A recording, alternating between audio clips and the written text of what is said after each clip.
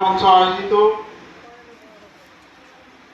আজকের এই আলোচনা সভায় উপস্থিত প্রধান অতিথি আমাদের মাননীয় সংসদ সদস্য, বিশেষ অতিথি, সম্মানিত অতিথি এবং আন্তরিক আমন্ত্রিত অতিথি সবাইকে আমার আন্তরিক শুভেচ্ছা এবং স্বাগতম জানাচ্ছি।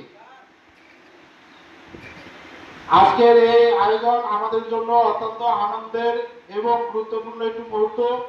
কারণ আজ আমরা একটু শুধু সংগঠনের আত্মপ্রকাশ করছি না, বরং একটি সুন্দর, সচেতন ও মানবিক ও উন্নয়নমুখী নুনখোয়া ইউনিয়ন গড়ার প্রত্যয় নিয়ে একত্রিত হয়েছি।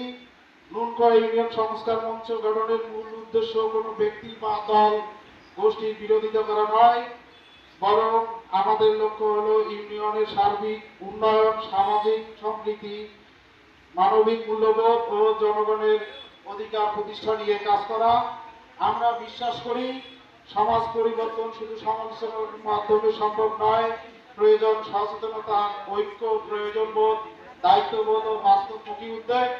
আমাদের সংগঠন মূলত যেসব বিষয় নিয়ে কাজ করবে আমি একটু সংক্ষেপে বলতে চাই: শিক্ষা ব্যবস্থার উন্নয়ন ও ঝরে পড়া শিক্ষার্থীদের সহায়তা করা, মাদক, বাল্য বিবাহ, সামাজিক অপরাধ প্রতিরোধে সচেতনতা তৈরি করা, অসহায়, দরিদ্র ও ইতিম মানুষের পাশে দাঁড়ানো, যুব সমাজকে ভালো কাজে সম্পৃক্ত করা, পরিবেশ ও পরিচ্ছন্নতা বিষয়ে কাজ করা, কৃষক ও সাধারণ মানুষের সমস্যা তুলে ধরা, ইউনিয়ন পরিষদের বিভিন্ন উন্নয়নমূলক কাজের সচ্ছলতা যাচাই করা, দুর্যোগকালীন সহায়তা ও মানবিক কার্যক্রম পরিচালনা করা, সামাজিক সম্প্রীতি ও পারস্পরিক সম্মান বজায় রাখা।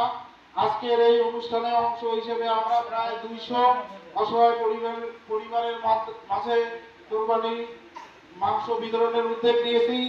আমরা চাই আমাদের সুবিধা বঞ্চিত মানুষ যেন ঈদের আনন্দ থেকে বঞ্চিত না হয়। আমরা কৃতজ্ঞতা জানাই আমাদের সম্মানিত অতিথিবৃন্দ, উপদেষ্টা সদস্য, সকল শুভাকাঙ্ক্ষীদের, যারা শুরু থেকে আমাদের সাহস, পরামর্শ ও সহযোগিতা দিয়ে আমাদের পাশে ছিলেন।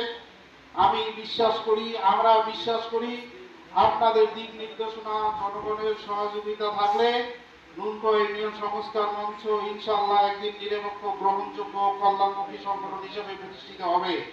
পরিশেষে সকলের কাছে দোয়া, পরামর্শ ও সহযোগিতা কামনা করছি। আসুন আমরা সবাই মিলে একটি সুন্দর, সচেতন ও উন্নত নুনখোয়া ইউনিয়ন গড়ে তুলি। সবাইকে ধন্যবাদ। আসসালামু আলাইকুম ওয়া রাহমাতুল্লাহ।